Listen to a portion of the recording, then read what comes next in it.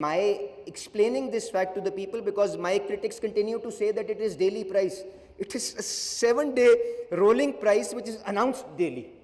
So I hope people will be able to listen to this and better understand what we are trying to do. Because the entire country cannot stop every Friday when prices are to be announced, and especially when, as a petroleum minister who imports most of the molecules, and at the same time move the needle materially on the measure of energy security for Pakistan. Because one thing that the Strait of Hormuz crisis has and manifested for Pakistan is how vulnerable we are to external shocks. So how is the government attending to that matter? The principle that we want to settle in this round is that petroleum has to figure in this conversation where you thrash out a national energy policy term. It cannot be tweaked at the occurrence of any singular incident. So how do you bring convergence and coherence to the policy? How does that relationship gel in with the power division, with the water division, and then how does that manifest, and how does that get affected by the demand outlook, and how does the wider economic activity impact what is happening in the petroleum division? So that convergence and the reactivation of the platform, the inter-ministerial platform of Cabinet Committee on Energy, which is headed by the Honorable Prime Minister, has been reactivated. You've seen a few meetings. I would personally, and I suggested this to the Honorable Prime Minister, that regardless of whether we have any agenda or not, this is one committee which needs to convene every 2 months to have a discussion on understanding what is happening in the energy value chain. Because here you not only have the petroleum minister, you also have the power minister, you also have the finance minister,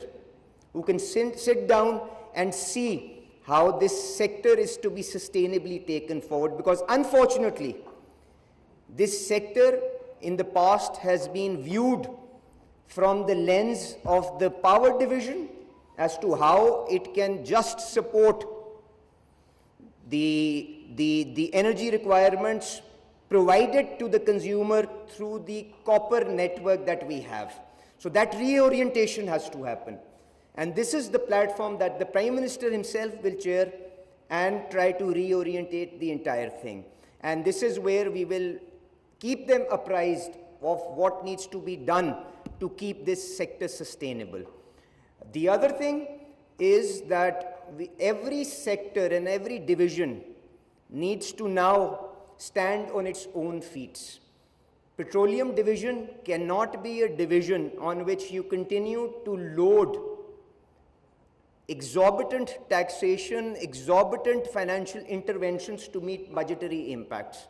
Because the sector sustainability is equally important, and if we have to move on the energy security needle, we have to make sure that whatever money is invested in these high-risk ventures, when you do all the upstream exploration. Our Turkish friends are here. I welcome them to this conference. I believe your flight was diverted because of the weather situation, but after 20 years, this is the kind of intervention that we are bringing in with our friends under the leadership of the Prime Minister, reinvigorating offshore exploration with MARI, with PPL, with OGDCL after 20 years.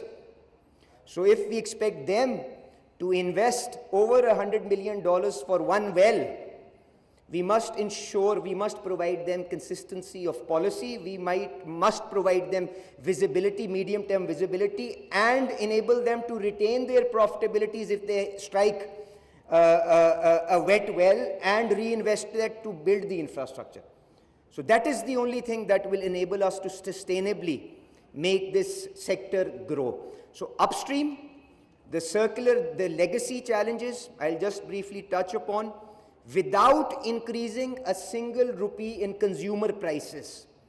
Amir Tofail Saab is here. He's heading one of the larger of the two utility companies that we have. He can speak about this in greater detail in his address. Without increasing a single rupee of consumer tariff, after losing all the profitable customers to the national grid, after numerous interventions brought in which eroded his revenue potential, we have still been able to maintain the flow of circular debt to near zero. The legacy cost, which was there before I came in, and this was in March last year, we are working with IMF and the E&P companies in how to repay that amount. My friend Zahir Saab is here. I acknowledge the payment that is due, and what the government needs to liquidate those, and we are making efforts towards that, and I own that responsibility. You don't even have to come and remind me of that. I am well aware of where it was and where it is today.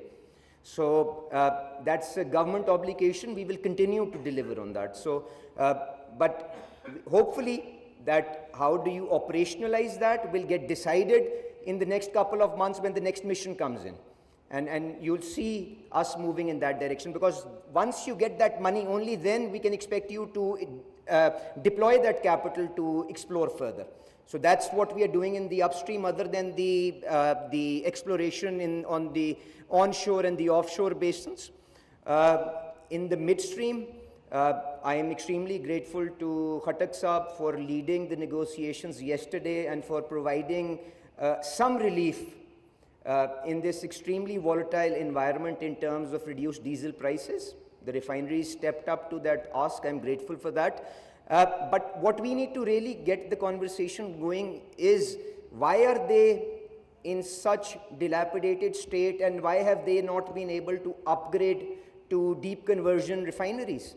And that is where the new refinery policy comes in, and that is where the operational flexibility comes in. So why did we not do it in the last 70 years is a debate that we can have some other day, but that policy is in field. The Secretary is locking the agreements with all of them. We will have a signing ceremony, and we will make sure that at least the future generations are not challenged in the same manner as we are today in meeting this challenge, because these things will continue to happen. We live in interesting times. So that's what's happening in the oil chain, in the midstream. In the gas sector, I am grateful to World Bank.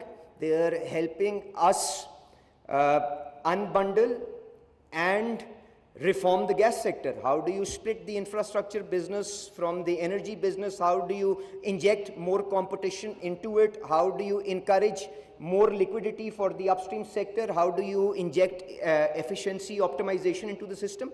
And that report should be coming out by the end of this month. So once that is there, it will be presented to the Prime Minister, and we will slowly and gradually move in that direction. And already, I think a lot of competition has already been injected with the support of Fahim Saab. You have the third-party access regime. Power is bringing that regime today through the CTBC, and we've had that for years.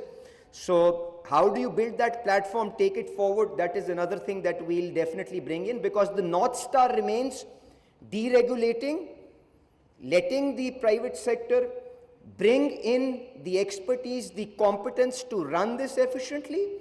We've seen this in the telecom sector, and we see how Pakistan today and the consumers in Pakistan today enjoy the lowest call costs across the country. So that is the benefit of injecting competition into this. So we'll continue to push on that front, regardless of how much hatred I am able to gather or how much popularity I'm able to gather. But I think the true measure will be how the coming generations view what we did when we had the responsibility of doing something.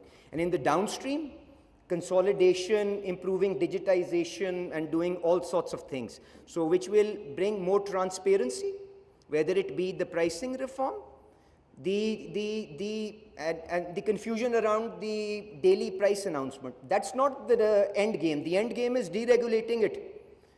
The prices even today are being settled on the basis of a 7-day moving average. If it must be a deficiency in my explaining this fact to the people, because my critics continue to say that it is daily price. It is a 7-day rolling price which is announced daily.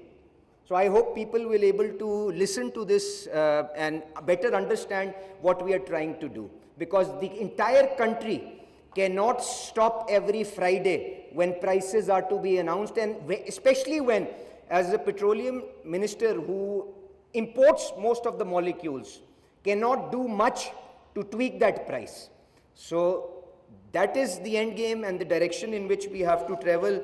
There are many other things, Fahim Saab, that you wanted me to speak. Unfortunately, I don't know whether I've eaten up into the time of the secretary, but these were the broader touchstones that I wanted to lay before you. Secretary Saab and I are available. We've tried to keep the industry apprised and have that feedback loop in place so that we can continue to calibrate and adjust the policy as the environment changes. But the broader message is we have to review this entire energy architecture, and I need your support, and I will make sure till the time that I am here that all your genuine issues are addressed, whether we are able to attend to them in a timely or in a manner in which you expect us to move forward. I don't know, because this government decision-making process has its own benefits and its own challenges.